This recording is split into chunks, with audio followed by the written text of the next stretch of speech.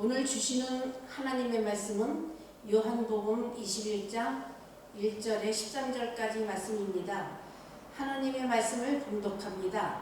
1절 그 뒤에 예수께서 디베랴 바다에서 다시 제자들에게 자기를 나타내셨는데 그가 나타내신 경위는 이러하다. 2. 시몬 베드로와 쌍둥이라고 불리는 도마와 갈릴리 가나 사람 나다나엘과 세베대의 아들들과 제자들 가운데서 다른 두 사람이 한자리에 있었다. 3.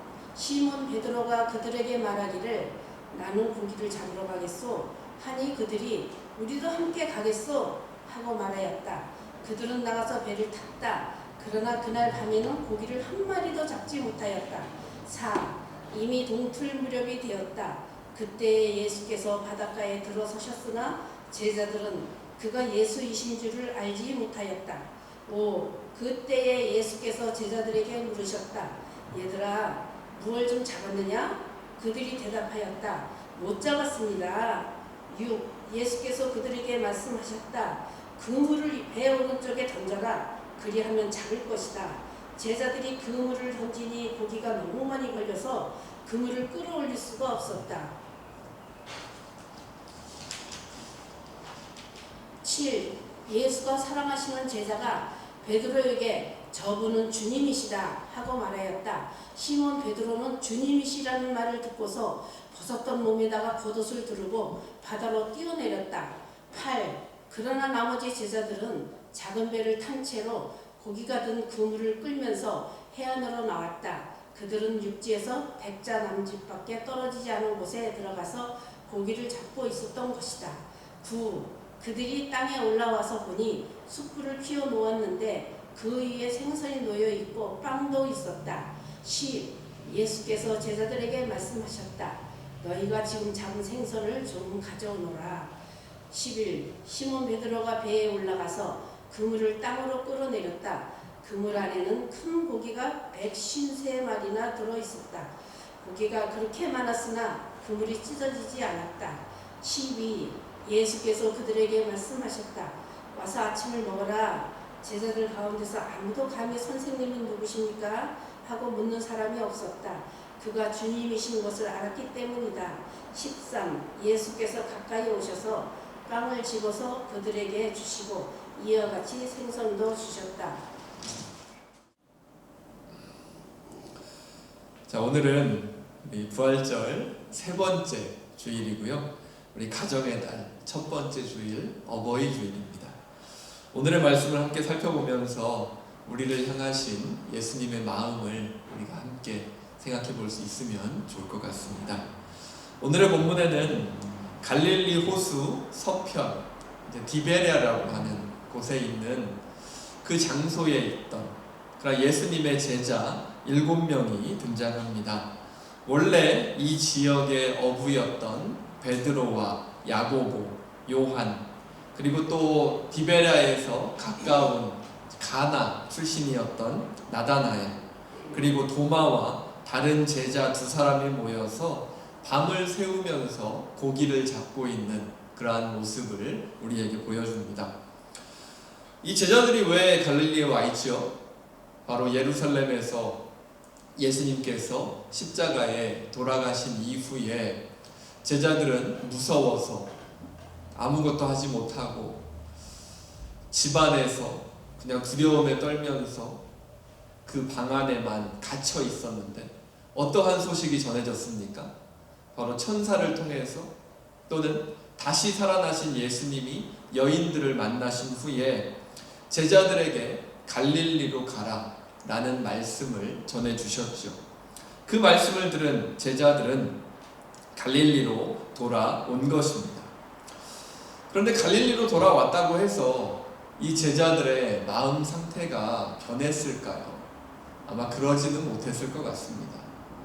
갈릴리로 돌아왔지만 그들의 고향으로 돌아왔지만 예수님의 십자가 죽음으로 인한 충격과 또 예수님께서 돌아가신 이후에 자기들이 어떻게 살아가야 할지에 대한 희망을 가지지 못했던 제자들의 마음은 여전히 불안하고 여전히 두렵고 평안하기 어려웠을 것입니다.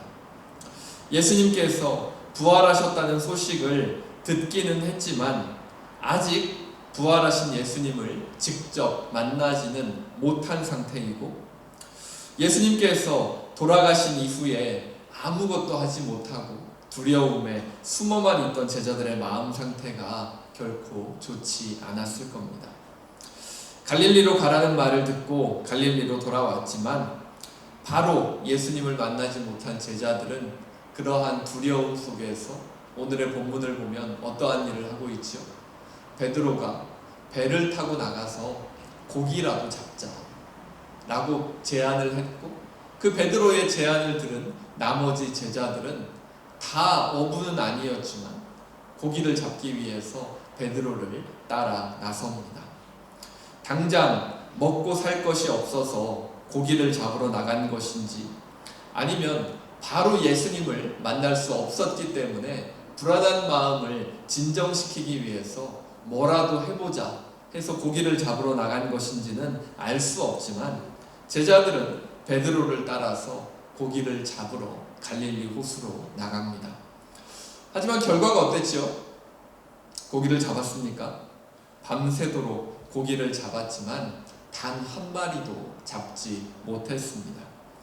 갈릴리에서 평생을 어부로서 살아왔던 베드로와 야고보 그리고 요한이 그 자리에 있었음에도 불구하고 제자들은 밤새 단 한 마리의 고기도 잡지 못합니다.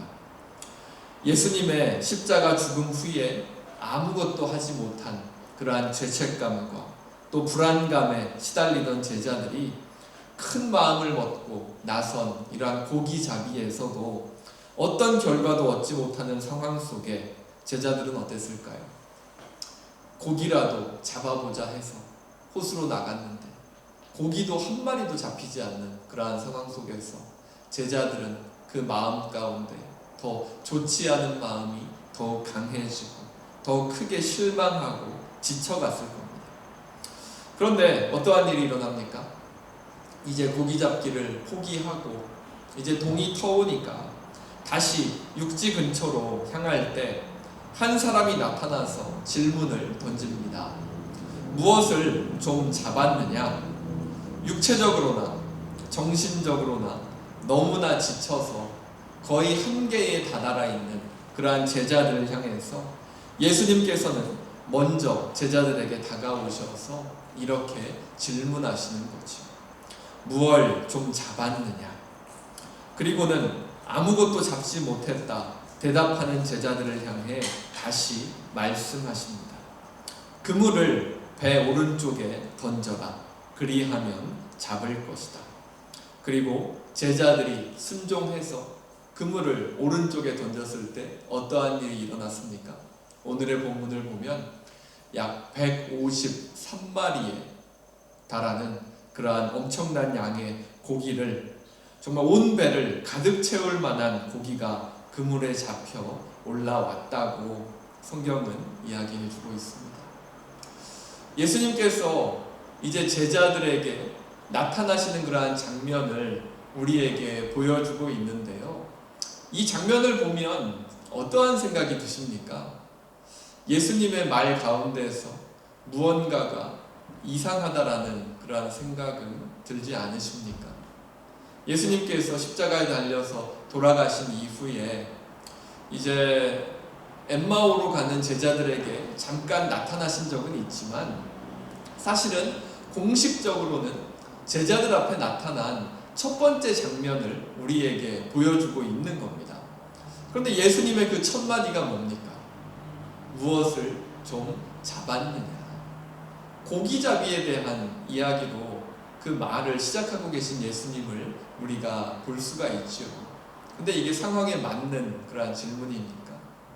어떠한 말이 나오는 것이 더 자연스럽고 정상적일까요? 예수님의 십자가 죽음 이후에 예수님께서 다시 부활하셨다는 사실도 다시 말씀해 주시고, 또 그동안 또 제자들이 어떻게 지냈는지, 어떻게 살고 있었는지 그러한 얘기들을 하는 것도 더 자연스럽지 않겠습니까? 그런데 예수님께서는 그러한 이야기들은 전혀 하지 않으시고 제자들에게 나타나서 무엇을 좀 잡았느냐 라고 물어보시고 아무것도 잡지 못했다 제자들이 대답할 때 오른쪽으로 그물을 던져보아라 라고 하면서 그 배를 가득 채울 수 있는 고기를 잡는 그런 놀라운 기적을 제자들에게 보여주시죠. 이러한 기적을 본 요한은 방금 말씀하신 분이 예수님이라는 것을 깨닫습니다. 그리고 방금 말씀하신 분이 예수님이라는 말을 들은 베드로는 어떠한 반응을 보이죠? 바로 배에서 뛰어내려서 예수님에게로 달려갑니다. 배가 아직 육지에 도착도 하기 전인데 배에서 뛰어내려 예수님을 향해 달려가는 베드로의 모습을 보면 예수님을 3번이나 부인했던 그러한 죄책감과 아주 불편한 그러한 마음을 가지고 있었던 베드로의 마음이 그 예수님에게 급히 달려가는 베드로의 모습 가운데 담겨져 있는 것 같습니다. 그리고 나머지 제자들도 비슷한 마음이었겠지요. 나머지 제자들도 아무것도 하지 않고 그냥 우리도 잡혀가면 어떻게 하나 두려움에 떨면서 숨어 지냈던 것이 제자들의 모습 아니었습니까? 똑같이 두려움 속에서 숨어 살았던 나머지 제자들도 베드로와 같은 참으로 부끄럽고 죄송스러운 마음으로 예수님을 만나게 된 것이죠. 하지만 오랜만에 제자들을 다시 만나신 예수님의 모습은 어떻습니까? 방금 말씀드린 것처럼 고기는 좀 잡았느냐? 라고 물어보시면서 고기를 다시 잡게 해주시고 제자들의 부끄러운 모습들에 대해서는 한마디 말씀도 없으셨습니다. 그리고 예수님께서는 제자들을 만나시기 전에 미리 불도 피워 놓으시고 함께 아침 식사를 할 수 있는 장소도 마련해 놓으셨습니다. 불도 미리 피우시고 빵과 생선을 준비하셔서 제자들이 바로 먹을 수 있도록 하셨죠. 그리고 예수님께서는 제자들이 잡은 생선도 가져와서 그것도 같이 먹자라고 하시면서 제자들과 함께 준비된 식사를 나누셨습니다. 제자들의 그러한 부끄러운 모습, 또한 예수님을 3번이나 모른다고 부인하고 배반했던 그러한 베드로의 연약한 모습, 제자들의 그러한 불안한 마음, 또 예수님에 대한 죄책감을 아주 크게 가지고 있는 그러한 마음에 대한 것에 대한 언급은 단 한마디도 하지 않으시고 단지 와서 아침을 먹어라 라고 말씀하시면서 제자들과 함께 아침 식사를 나누셨습니다. 이게 바로 오늘의 본문에서 부활하신 예수님께서 제자들에게 처음으로 도마와 또 그 엠마오로 가는 제자들을 생각하면 처음이라고는 할 수 없겠지만 그래도 많은 제자들 앞에 처음으로 나타나신 그러한 장면을 우리에게 보여주고 있습니다. 오늘의 본문을 한번 생각하고 또 우리의 또 신앙의 모습을 같이 한번 생각해 보면 좋을 것 같은데요. 우리가 살아가면서 밥을 그래도 기본적으로 하루에 3번 정도는 먹지 않습니까? 안 먹으면 2번, 보통 3번, 많이 드시는 분들은 4번까지도 드시겠죠. 그런데 밥을 누구랑 드십니까? 밥은 누구랑 드세요? 어떤 사람이랑 밥을 드시고 싶으십니까? 보기만 해도 막 마음이 불편해지는 그런 사람이랑 같이 식사를 하고 싶으세요? 아니겠죠.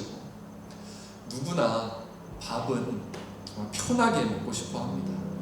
그래서 우리나라 속담 중에 밥 먹을 때는 개도 안 때린다 라는 그러한 속담도 있지 않습니까? 그렇다면 밥을 편하게 먹기 위해서는 뭐가 필요합니까? 마음 편한 식사를 하기 위해서는 함께 식사하는 사람이 편한 사람이어야 하지요. 요즘에는 함께 식사할 정말 마음 편한 그러한 사람도 찾기가 쉽지가 않아서 그럼 차라리 나 혼자 먹겠다 하면서 혼자 식사하는 사람들이 정말로 많아지는 그러한 시대를 또 우리가 살아가고 있지 않습니까? 근데 오늘의 본문에 나타난 예수님의 모습은 어떻지요? 다정하게 제자들의 아침 식사를 챙겨주시고 함께 소박한 음식을 나누는 예수님의 모습을 우리가 발견할 수 있죠. 그런데 아까 말씀드린 것처럼 이 식사의 자리가 과연 제자들에게도 편한 자리였을까요?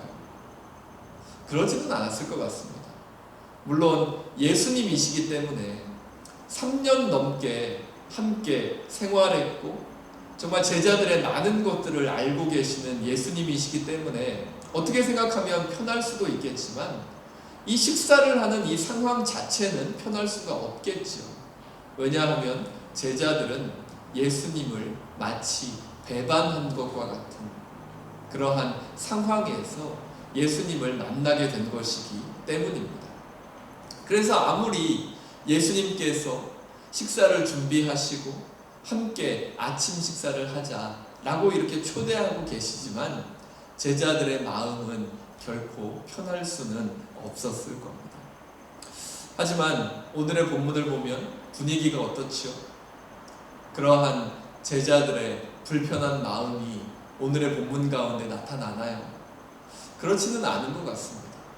오늘의 본문을 보면 예수님을 만나고 예수님과 함께 식사하는 그러한 제자들의 모습을 보면 어떠한 불편함이 더 이상 느껴지지 않습니다.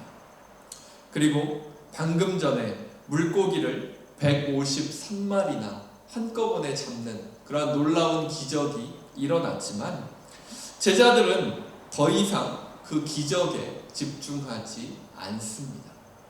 그저 담담히 예수님의 초청에 응하면서 예수님과 함께 식사의 자리로 나아가는 그러한 제자들의 모습을 우리가 볼 수 있는 것이죠. 어떻게 이런 식사가 가능할까요? 분명히 편하게 예수님과 함께 식사할 수 있는 상황이 아니었고 제자들의 마음 상태도 결코 예수님을 다시 만나는 것이 편치 않았을 텐데 어떻게 이렇게 소박하고 편안하고 평안한 이러한 식사의 모습이 가능했을까요? 그것은 바로 예수님에게서 우리가 그 이유를 찾을 수 있겠지요.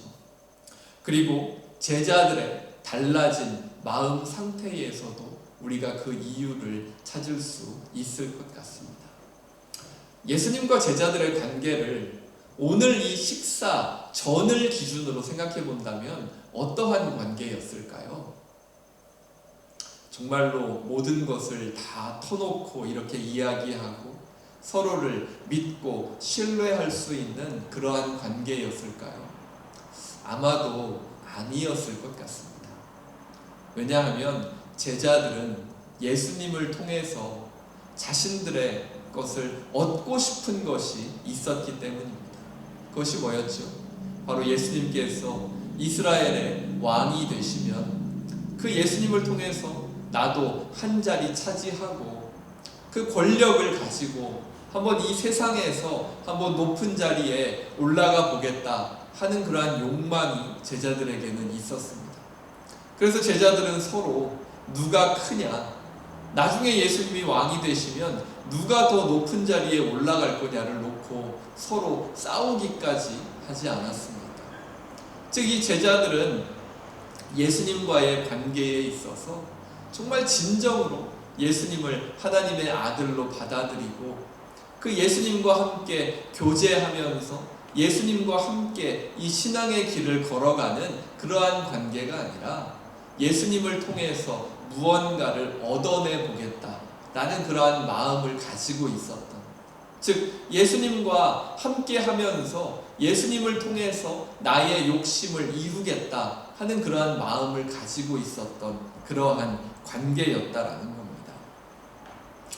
그렇기 때문에 이 예수님과 제자들의 관계를 우리가 생각해 보면 이 식사 전까지는 진정으로 예수님과 제자들의 관계가 정말 서로를 신뢰하고 편안하게 서로가 함께할 수 있는 관계는 아니었다라고 말할 수 있겠죠.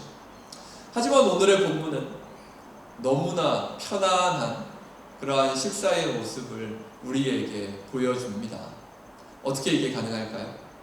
바로 제자들의 마음 상태가 변했고, 그리고 예수님께서 그러한 제자들을 감싸 안아 주셨기 때문에 오늘 본문에 그 편안한 식사의 자리가 마련될 수 있었을 것 같습니다. 제자들의 마음은 어떻게 변했습니까? 제자들이 포기한 것은 아니었습니다. 하지만 예수님께서 십자가에 달려서 돌아가셨을 때 제자들의 그 모든 바램은 산산조각 날 수밖에 없었죠.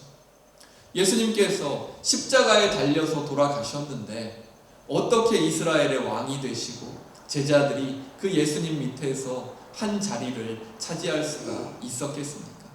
바로 예수님께서 십자가에 처형당하는 순간 제자들의 모든 꿈은 순식간에 다 사라져 버린 겁니다.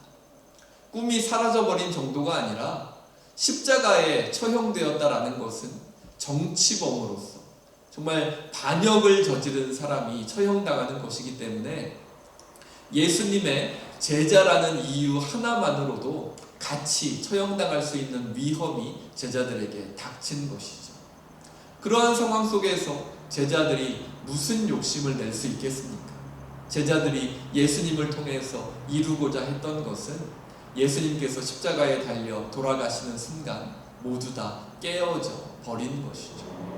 그렇기 때문에 제자들의 마음은 이제 예수님을 통해서 무언가를 내가 얻어보겠다. 저 예수님을 이용해서 내가 무언가를 얻어보겠다 하는 그러한 마음이 아니라 이제 아무것도 기대할 것이 없는 그러한 마음 상태로 강제로 변화된 것이죠. 그리고 예수님은 어떻습니까? 제자들의 이 모든 마음을 모르셨을까요? 모르셨을 리가 없지요. 예수님께서는 제자들의 마음 가운데 있는 그러한 욕망도 아시고, 또 예수님께서 십자가에 달려 돌아가실 때 베드로가 어떻게 행동했는지, 제자들이 어떻게 행동했는지 모두 다 알고 계셨지. 하지만 예수님의 오늘 모습은 어떻습니까? 오늘의 본문에서 예수님의 모습은 그러한 것을 가지고 제자들을 책망하시고 정말 제자들을 정죄하시는 그러한 모습이 아니라 고기는 좀 잡았느냐 라고 제자들을 걱정하시면서 제자들이 배고플까 시장할까 걱정하시면서 아침을 손수 준비하셔서 제자들과 함께 그 식사를 나누시는 그러한 모습이 바로 오늘의 본문 가운데 나타난 예수님의 모습이죠. 이러한 예수님의 마음이 있었기 때문에 제자들은 정말로 불편한 마음을 예수님에게 가지고 있었음에도 불구하고 그 모든 것들을 감싸 안아주시는 예수님을 다시 만나게 되었을 때 그 마음 가운데 있었던 불편함이 사라지고 그 마음 가운데 평안함을 찾고 다시 예수님과 함께 식사를 나눌 수 있는, 불편하지 않은 마음을 가지고 함께 식사를 나눌 수 있는 그러한 관계로 다시 회복된 것이지. 가족의 다른 표현으로 식구라는 표현이 있죠. 그 식구라는 단어를 제가 한번 한자로 풀어보니까 한 집안에서 같이 살면서 끼니를 함께 먹는 사람이라는 뜻이 있더라고요. 한 집에서 같이 살면서 같이 식사를 하는 사람, 그게 식구라는 단어의 뜻이더라고요. 그래서 집안에서 함께 우리가 가족들끼리 음식을 나눌 때 우리는 식구다, 우리는 가족이다 라는 이러한 말을 우리가 하는 거겠죠. 예수님과 제자들의 관계는 식구였을까요? 오늘의 본문에 나타난 식사 전까지는 진정한 식구가 아니었을 것 같습니다. 3년 동안 예수님과 함께 자고 먹고 마시고 가까운 곳에서 함께 지내는 관계였지만 제자들의 마음속에는 예수님을 통해서 무언가를 얻으려는 그러한 마음이 분명히 존재했기 때문입니다. 겉으로는 예수님과 관계가 편안해 보였을지 모르겠지만 예수님과 제자들이 오늘의 본문 전까지 보여주었던 관계는 진정으로 편안하게 음식을 나누는 식구라고 하기에는 무리가 있습니다. 하지만 오늘 본문 속의 예수님과 제자들은 다르지요. 더 이상 예수님을 통해 자신들의 이득을 취하고자 했던 제자들의 모습은 보이지 않습니다. 예수님께서 기적을 보여주셨지만 그 기적에 집중하는 제자들의 모습은 보이지 않습니다. 예수님께서 기적을 보여주셨을 때 그 예수님의 기적에 열광하던 수많은 사람들은 이제 더 이상 제자들의 주변에 없지만 예수님을 대단하다 칭찬하고 대단히 여겨주고 예수님의 제자들도 떠받들여 주던 그러한 수많은 사람들이, 수많은 군중들은 더 이상 이 제자들의 곁에 없지만 제자들은 더 이상 그런 것들에 신경을 쓰지 않습니다. 예수님을 통해 세상의 권력을 가져보고자 했던 마음이 예수님의 십자가 죽음과 함께 산산조각이 나버렸기 때문이죠. 그리고 예수님께서 제자들의 이러한 부족한 모습과 마음을 다 아시면서도 그에 대해서 한마디 말도 없이 그저 따뜻한 식사로 제자들과 함께 해주셨기 때문에 오늘의 본문에서는 제자들과 예수님과의 관계가 정말 편안한 마음을 가지고 함께 식사를 나눌 수 있는 그러한 식구와 같은 관계로 회복되었음을 우리에게 보여주고 있습니다. 오늘 본문 속에 나타난 예수님과 제자들의 모습을 보면서 나와 예수님의 관계도 한번 우리가 생각해 보면 좋을 것 같습니다. 신앙의 길을 걸어가면서 어떤 예수님을 만나고 어떤 예수님과 교제를 하고 계십니까? 우리에게 기적을 보여주시는 예수님을 바라보면서 신앙의 길을 걸어가고 계신가요? 아니면 예수님과 함께 교제하면서 정말 편안하게 함께 예수님과 식사를 하는 마치 예수님과 함께 식구가 된 것과 같은 그러한 관계를 가지고 이 신앙의 길을 걸어가고 계십니까? 나와 예수님의 관계도 제자들과 마찬가지입니다. 예수님을 통해서 무언가를 얻고자 하는 것이 아니라 기적을 보고자 하는 그러한 마음이 아니라 예수님과 함께 교제하면서 정말 아무런 대가 없이 정말 편하게 함께 식사할 수 있는 그러한 관계가 되어갈 때 우리는 계속해서 예수님과의 관계를 발전시켜 나갈 수 있을 것입니다.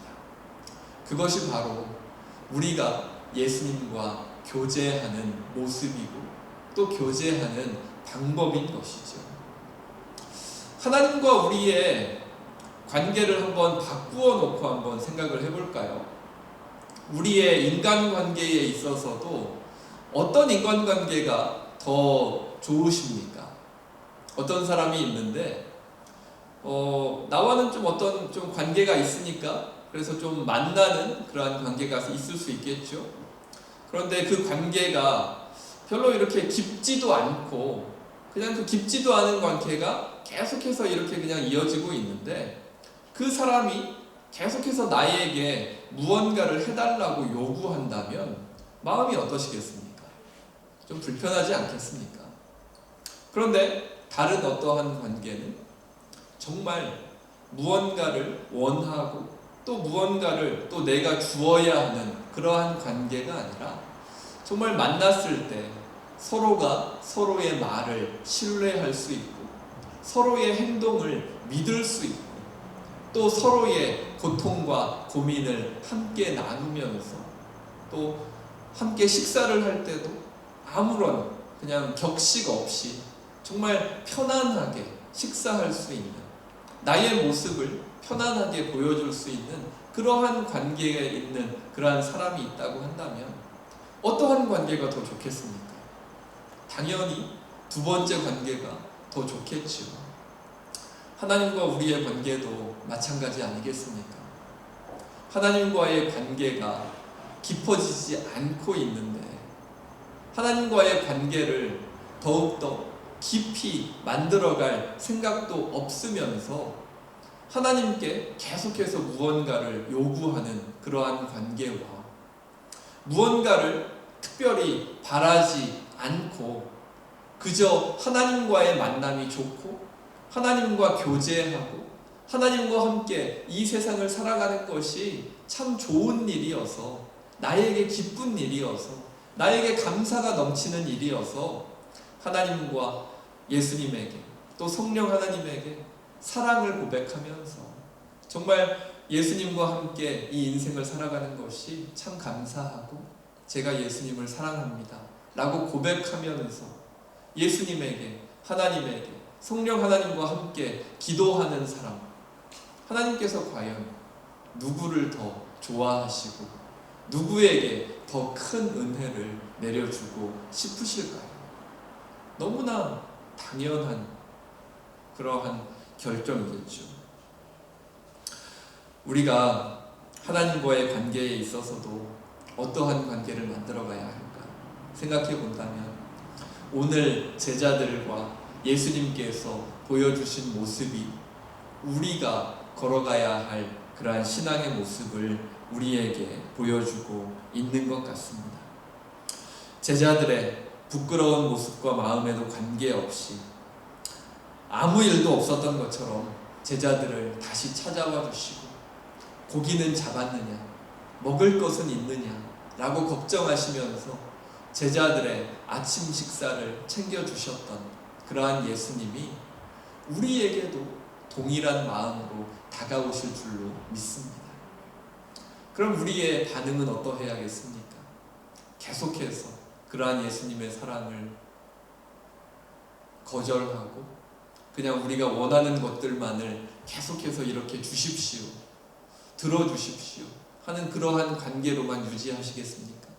그것은 제대로 된 관계라고 볼 수가 없겠죠.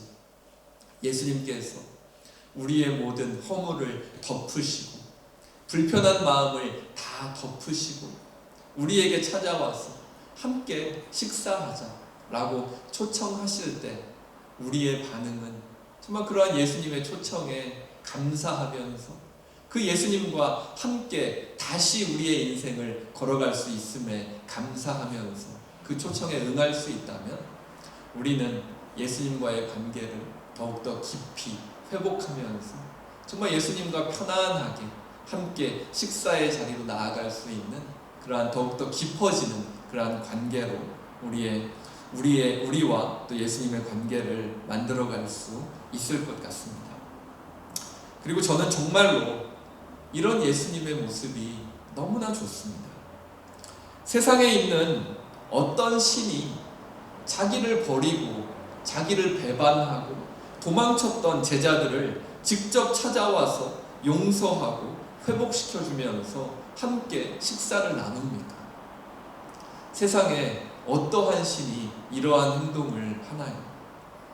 지키기 어려운 율법들만을 잔뜩 던져주고 그 율법들로 심판을 이야기하는 다른 신들의 모습이 아니라 우리의 연약함을 이해하시고 부족한 모습일지라도 다시 찾아와 주시고 교제하기 원하시는 예수님이 우리가 믿는 예수님이라는 것이 정말로 감사하지 않습니까?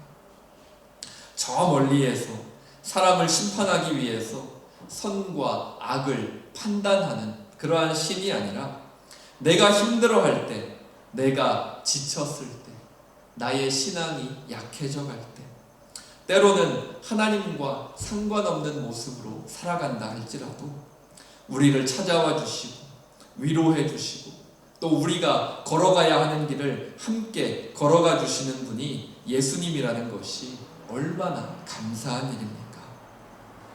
우리가 믿는 그리스도교의 하나님은 세상이 말하는 신의 개념과는 다릅니다. 세상 어디에도 사람과 인격적인 교제를 하기 원하시는 그러한 신은 존재하지 않습니다. 사람의 마음을 이해하고 참아주면서 함께 식사를 나누기 원하는 신은 이 세상에 하나님 외에는 존재하지 않지요. 그리스도교의 하나님은 우리가 살아가는 이 세상을 함께 살아가 주시는 그러한 분이시지, 우리의 행적을 보면서 심판만 하시는 분이 아니라는 겁니다. 이렇게 우리가 믿는 하나님과 어떤 관계를 이제 앞으로 만들어 나가시겠습니까? 내가 원하는 것들을 들어주시는 관계로만 계속해서 하나님께 요구하면서 그 관계를 만들어 가시겠습니까? 아니면 함께 편안히 식사하면서 정말 식구가 되었다 라고 말할 수 있는, 정말 편안하게 나의 것을 내려놓고 함께 나의 것을 공유하면서 함께 식사를 나누고 인생을 함께 나눌 수 있는 그러한 식구가 되었다라고 말할 수 있는 그러한 관계를 만들어 가시겠습니까? 부활하신 후에 제자들을 찾아오신 예수님의 모습을 바라보면서 나와 주님의 관계는 어떠한 관계였는지 다시 한번 돌아보실 수 있기를 바랍니다. 그리고 제자들처럼 예수님을 통해서 무언가를 얻어내려 하는 그러한 모습이 아니라 아무런 조건 없이 편히 함께 식사를 나누고 교제할 수 있는 그러한 관계로 나아가실 수 있기를 바랍니다. 우리가 연약하고 부끄러운 모습과 마음을 주님 앞에 가지고 있을지라도 우리가 주님을 사랑하는 마음으로 다시 다가간다면, 다시 주님을 향해서 달려오는 베드로를 예수님께서 따뜻하게 맞아주셨던 것처럼 우리들도 언제든지 주님께서 따뜻하게 맞아주실 줄로 믿습니다. 계산적이고 그러한 경직된 그러한 관계가 아니라 나의 무거운 짐을 함께 나누어지면서 예수님과 함께 이 인생의 길을 걸어갈 수 있는 우리 모든 성도분들 되실 수 있기를 간절히 바랍니다. 마태복음 11장 28절에서 30절 말씀에 예수님께서 우리에게 하시는 이 말씀을 우리 함께 읽으면서 말씀을 마치겠습니다. 우리 화면을 보면서 함께 읽겠습니다. 수고하며 무거운 짐을 진 사람은 모두 내게로 오너라. 내가 너희를 쉬게 하겠다. 나는 마음이 온유하고 겸손하니 내 멍에를 메고 나에게 배워라. 그리하면 너희는 마음의 쉼을 얻을 것이다. 내 멍에는 편하고 내 짐은 가볍다. 아멘. 우리 말씀을 기억하면서 함께 기도하겠습니다. 사랑의 하나님, 오늘도 말씀을 통해서 다시 살아나신 예수 그리스도를 바라보게 하시니 감사합니다. 예수님을 자신의 목적을 위한 수단으로 바라보았던 제자들은 예수님과 진정으로 교제할 수 없었지만 예수님의 십자가 죽음을 통해 자신의 연약함과 부족함을 되돌아본 제자들은 다시 예수님을 만나서 편안한 식사를 나누며 진정한 식구로서 그 관계가 회복되는 그러한 기쁨을 누릴 수 있었습니다. 우리들도 우리가 걷는 신앙의 길이 또 교회의 생활이 무언가를 위한 목적이 되지 않게 하시고 가장 먼저 예수님과 만나 교제하는 기쁨이 우리의 마음속에 있게 하여 주시옵소서. 예수님을 통해 무언가를 이루는 것이 아니라 예수님과 함께 교제하며 예수님의 마음을 이해하고 예수님과 함께 이 세상을 살아가는 우리 모두 되게 하여 주시옵소서. 예수 그리스도의 다시 살아나신 기쁜 소식이 연약하고 부족한 사람들과 늘 함께 하시는 예수님의 사랑이 전쟁의 포화로 고통당하는 사람들의 마음속에, 코로나로 인해 또는 경제적인 어려움으로 인해 고통받는 많은 사람들의 마음속에 임하게 하여 주시옵소서. 특별히 몸과 마음의 아픔으로, 관계의 어려움으로 고통 가운데 있는 모든 이들 가운데 주님의 은혜를 더하여 주시옵소서. 다시 살아나신 주님을 믿으며 이 모든 것 우리 주 예수 그리스도의 이름으로 기도합니다. 아멘. 이제는 우리 주 예수 그리스도의 은혜와 하나님의 사랑과 성령님의 감동, 감화, 인도하심이 늘 부족하고 연약한 우리를 기다리시며 찾아오시는 주님과 함께 교회로, 가정으로, 이 세상으로 다시 나아가기 원하는 모든 성도들과 그 자녀들 가운데 지금으로부터 영원토록 함께 하시기를 간절히 축원하옵나이다. 아멘.